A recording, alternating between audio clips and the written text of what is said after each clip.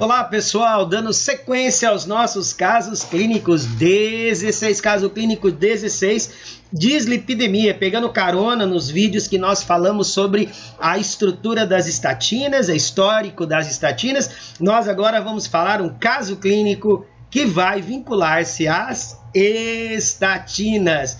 Então acompanhe o vídeo, não esqueça de acompanhar o nosso vídeo, assista o vídeo até o final e o que é que você deve fazer? Você deve dar um joinha, isso mesmo, e deixe os seus comentários, viu?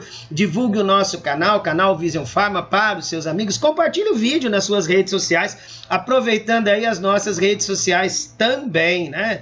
As redes sociais que nós temos, as redes sociais do Professor Edson, as redes sociais também inclui a do Vision Pharma, e também nós temos o nosso site www.visionpharma.com.br.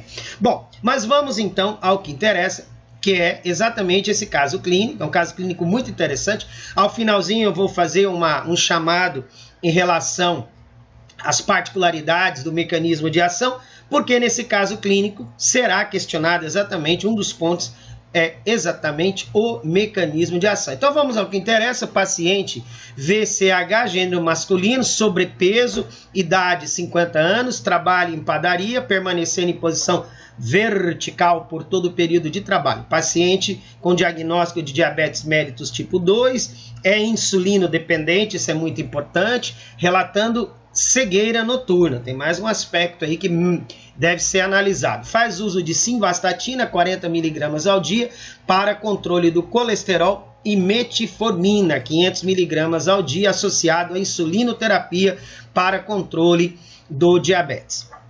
Apresenta LDL descompensado, LDL colesterol 195 mg por decilitro, triglicerídeos 160 mg por decilitro, e a hemoglobinoglicada HbA1c está 6,9%. Então, esse é o ponto alto.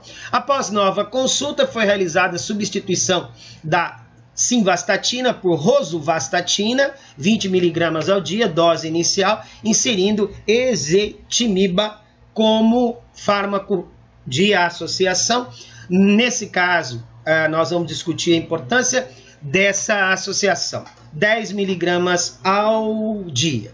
Pontos importantes que devem ser lembrados, aqui eu deixei uma tabelinha para vocês, para calcular o valor da glicemia média do paciente, considerando o resultado da glicada. Então, se você tem o resultado da glicada, você consegue calcular a hemoglobina média. Basta multiplicar o valor da glicada por 28,7, subtrair 46,6, aí você acaba tendo o nível médio estimado de glicemia para cada paciente. Essa expressãozinha aí ajuda bastante quando você está ali no bate-papo com o paciente e você falar para ele, olha, apesar de você estar com a glicemia legal hoje, mas a sua glicada está indicando que lá atrás estava alta a glicemia. Aí você mostra por essa relaçãozinha matemática. Outro ponto importante que eu gostaria que vocês lembrassem, né, são as questões, né, que nós levantamos.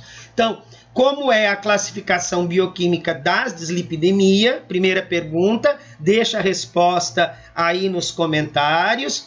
Como as estatinas reduzem o LDL colesterol? Nós vamos falar um pouquinho sobre elas novamente. A conduta do médico foi adequada, considerando o quadro clínico do paciente, muito importante essa informação.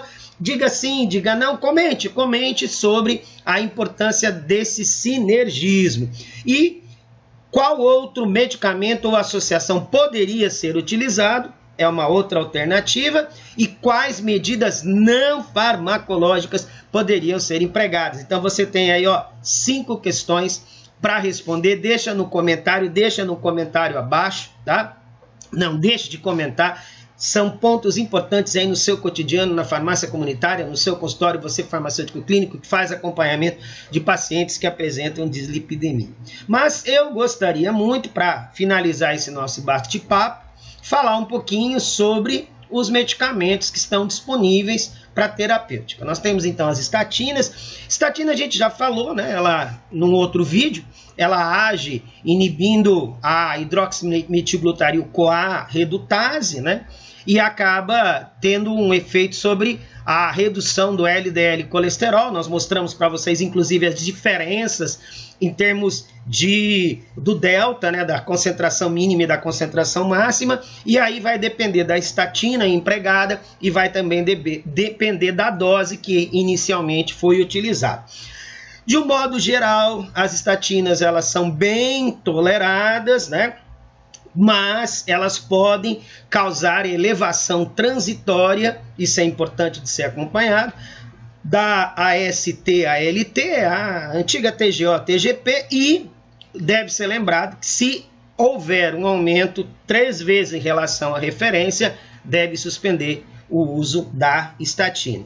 Também é importante monitorar a creatina fosfoquinase e se o paciente apresentar um quadro muito expressivo de mialgia, uma mialgia importante, deve suspender o tratamento. Fibratos, qual é a mecanística, né? Eles atuam através de ativação de receptores hormonais, o chamado PPAR-alfa, né? Que é o proliferador de peroxissomos, presente no tecido hepático, no tecido cardíaco, no tecido muscular.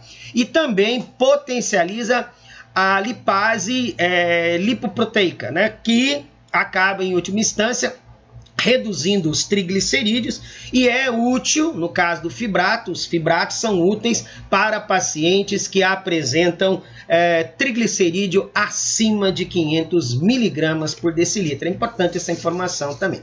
A próxima é a ezetimiba, ou ezetimib, como queiramos, né?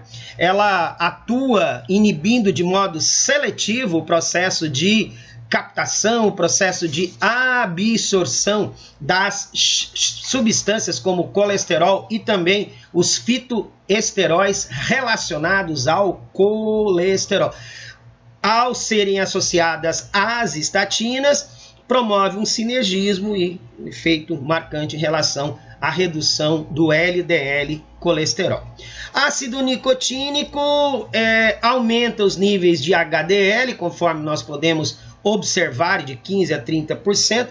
O mecanismo é meio complexo, mas de um modo geral traz que aumenta a expressão de um gene chamado ABCA1, ok? E esse gene ABCA1 ele facilita a transferência de colesterol dos macrófagos para o HDL. Então acaba aumentando os níveis de HDL. Também ativa um receptor chamado GPR109A e, com isso, ao ativar, reduz a liberação de ácidos graxos para a circulação. E ativa a famosa DCAT, que é a diacilglicerol aciltransferase 2, presente nos microssomos hepáticos, os microssomos existentes nas células hepáticas, reduzindo a chamada síntese de triglicerídeos. E a colestiramina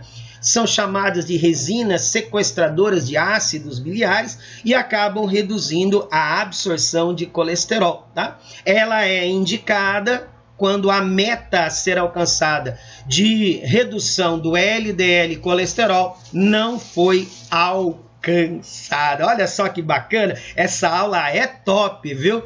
Assista ela até o final, destaque o conteúdo dessa aula, divulgue para os seus colegas, seus amigos e dê aquele joinha no canal e inscreva-se no nosso canal. E não esqueça, responda, né? Ok? Deixa as respostas aí nos comentários abaixo. Meu muito obrigado e até a nossa próxima